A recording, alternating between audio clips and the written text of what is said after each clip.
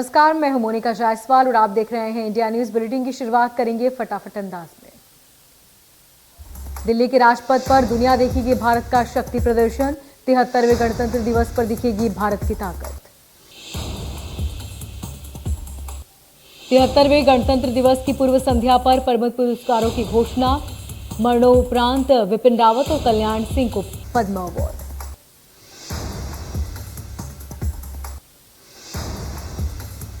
मुख्यमंत्री भूपेश बघेल ने गणतंत्र दिवस की अवसर पर देशवासियों को दी बधाई। ट्वीट करते हुए लिखा कि देश की जनता को बहुत बधाई। बधाई देते हुए सीएम ने लिखा कि सभी प्रदेशवासियों को देश के 73वें गणतंत्र दिवस के अवसर पर हार्दिक बधाई और शुभकामनाएं।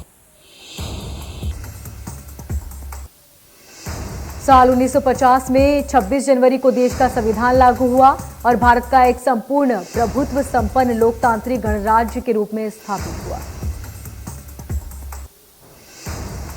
गणतंत्र दिवस पर मुख्यमंत्री बघेल जगदलपुर में करेंगे ध्वजारोहण। सरकार के सभी मंत्री अपने प्रभावी जिलों में ध्वजारोहण करेंगे।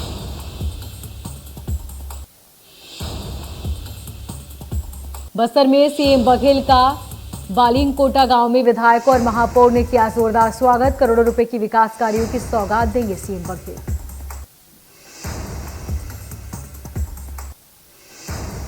गणतंत्र दिवस को लेकर एमपी छत्तीसगढ़ में सुरक्षा के पुख्ता इंतजाम। पुलिस चला रही चेकिंग अभियान, चप्पे चप्पे पर पुलिस की नजर।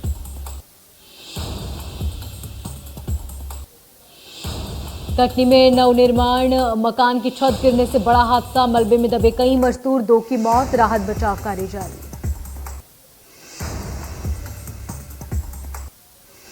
गणतंत्र दिवस पर राष्ट्रपति रामनाथ कोविंद ने देश को किया संबोधित। देश के नाम संबोधन में रामनाथ कोविंद ने देशवासियों को बधाई दी। रामनाथ कोविंद ने कहा कि गणतंत्र दिवस का दिन उन महानायकों को याद करने का अवसर है जिन्होंने स्वराज के सपने को साकार करने के लिए अतुल्य साहस का परिचय दिया। राष्ट्रपति ने कहा कि स्वाधीनता के लिए नेताजी की ललक और भारत को गौरवशाली बनाने की उनकी महत्वाकांक्षा हम सबके लिए प्रेरणा स्रोत। राष्ट्रपति ने कहा कि हम अत्यंत गौरवशाली हैं कि हमारे संविधान का निर्माण करने वाली सभा को उस दौर की सर्वश्रेष्ठ विभूतियों का प्रतिनिधित्व था। कोरोना महामारी का जिक्र करते हुए राष्ट्रपति रामनाथ कोविंद ने कहा कि कोरोना से अनगिनत परिवार भयानक विपदा के दौर से गुजरे हैं। कोविंद ने कहा कि हमारी सामूहिक पीड़ा को व्यक्त करने के लिए मेरे पास शब्द नहीं, लेकिन एकमात्र सांत्वना ही दे सकता हूं। उन्होंने कहा कि कोविड महामारी का प्रभाव सभी की व्यापक स्तर पर बना हुआ है। हमें सतर्क और सावधान रहने की जरूरत है।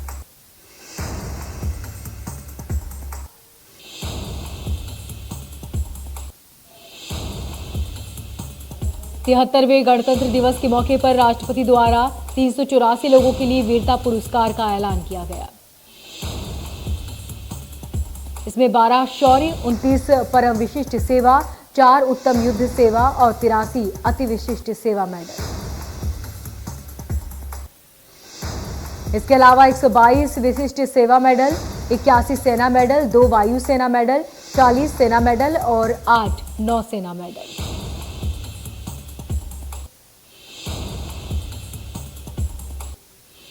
टोक्यो ओलंपिक में गोल्ड मेडल जीतकर इतिहास रचने वाले स्टार खिलाड़ी नीरज चोपड़ा को परम विशिष्ट सेवा मेडल से सम्मानित किया जाएगा। इस बार 26 जनवरी को मेडल में हरियाणा की झांकी को काफी खास बनाया गया। उसे झांकी में नीरज चोपड़ा की आदमकद प्रकृति भी दिखाई दी।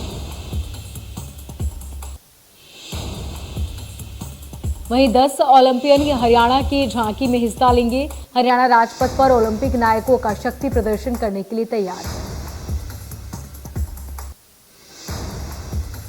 इंदौर के पुलिस कमिश्नर हरिनारायण चारी मिश्र को सराहनीय सेवा के लिए राष्ट्रपति पुलिस पदक से नवाजा गया।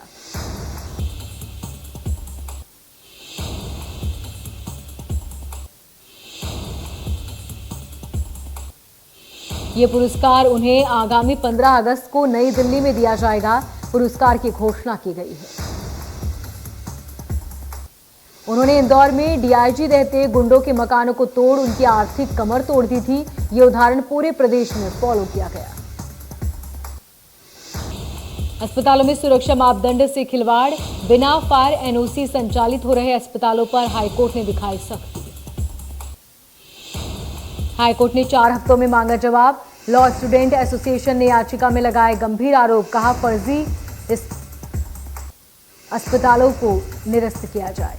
याचिका में जबलपुर के अस्पतालों का भी जिक्र। कहा गया है कि बीते 2 सालों में 65 नए अस्पताल खोले गए। ये अस्पताल बिना मापदंड के संचालित हो रहे हैं। कोरोना की तीसरी लहर का असर अब पर्यटन पर भी दिखने लगा। कोरोना के चलते पन्ना टाइगर रिजर्व में पर्यटकों की संख्या में आई कमी।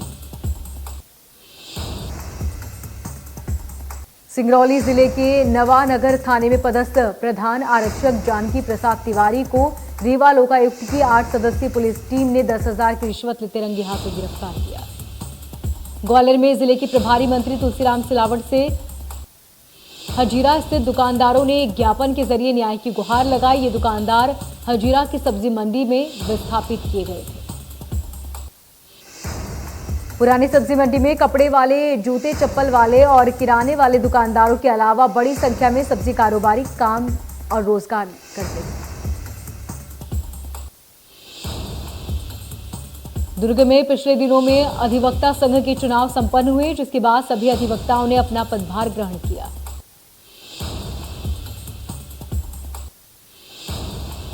सागरबड़ा थाना अंतर्गत गनियारी में हुई घटना के विरोध में भीम आर्मी ने प्रदर्शन किया।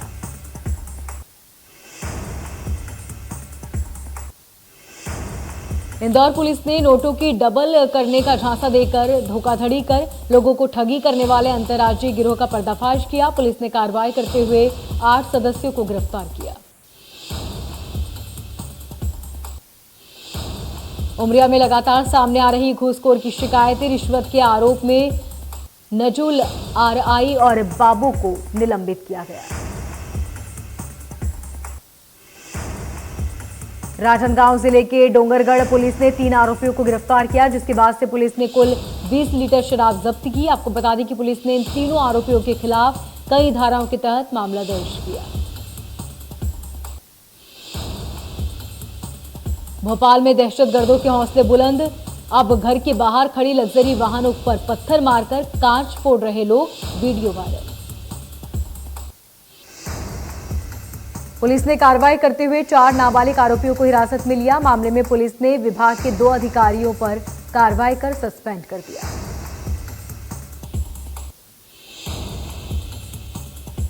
भिलाई के चिरोदा में घर में सो रहे एक ड्राइवर की हत्या कर दी गई। बदमाशों ने पहले घर के अंदर के कमरे की कुंडी बंद की, उसके बाद घर के कमरे में सो रहे ड्राइवर की कनपट्टी पर बंदूक रख उसे मौत के घाट उतार दिया।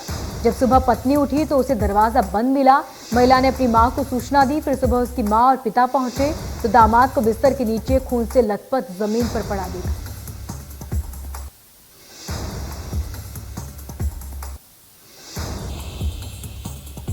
कर्मचारियों का आरोप है कि कंपनी ने न तो इनका वेतन, पीएफ और बोनस कुछ भी नहीं दिया।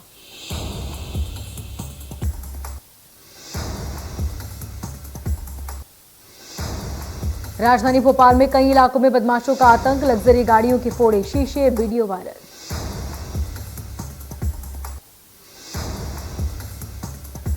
इंदौर में सोशल मीडिया के जरिए वाहन चोरों को किया गिरफ्तार। इंदौर के बाणगंगा थाना क्षेत्र में वाहन चोरों के मामले में पुलिस को सफलता मिली। कांकेर में भी मतदाता दिवस के अवसर पर वोट के अधिकार का प्रयोग करने के लिए शपथ दिलाई गई। इस दौरान स्कूल के बच्चे और स्टाफ मौजूद रहे। गुना के पीजी कॉलेज में हुआ राष्ट्रीय मतदाता दिवस कार्यक्रम। बीएलओ का भी किया गया सम्मान। 26 जनवरी गणतंत्र दिवस के मौके पर विदिशा के पुलिस परेड ग्राउंड पर जिले के प्रभारी मंत्री विश्वास सारंग ने ध्वजारोहण कर परेड की सलामी ली। इस दौरान जिला पंचायत सीईओ डॉक्टर योगेश एवं पूर्व अधीक्षक मोनिका शुक्ला की मौजूदगी में मुख्य समारोह होने वाली परेड को अंतिम रूप दिया गया। वहीं गणतंत्र दिवस की पूर्व संध्या को देखते हुए सुरक्षा व्यवस्था के कड़े इंतजाम। ऐसे में पुलिस ने अभियान के चलते संदिग्ध लोगों की तलाशी ली।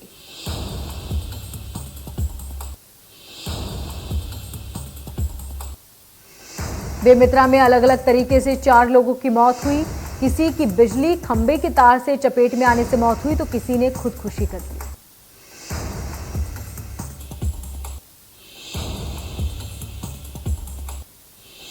अंबिकापुर में महिला शक्ति संगठन सामाजिक कार्यकर्ताओं ने प्रदेश में शराबबंदी की मांग को लेकर मुख्यमंत्री के नाम सरगुजा कलेक्टर को ज्ञापन दिया।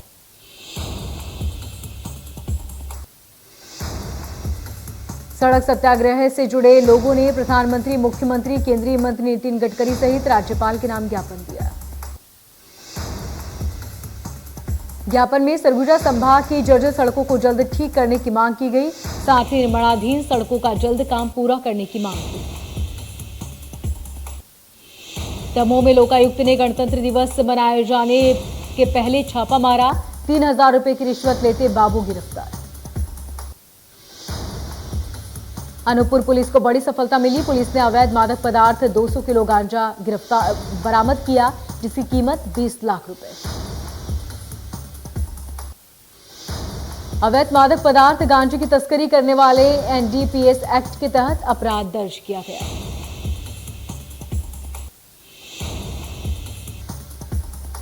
खंडवा में 20 जनवरी की रात को गणेश तलाई क्षेत्र में एक मकान में आग लग गई। ऑटो चलाते और महिलाओं के साथ छेड़खानी और हिंसा करके फरार हुए दीपक को पुलिस ने गिरफ्तार किया। इस अपराधी पर हत्या, लूट, आगजनी, सट्टा, आबकारी एक्ट और छेड़छाड़ जैसे 28 प्रकरण दर्ज।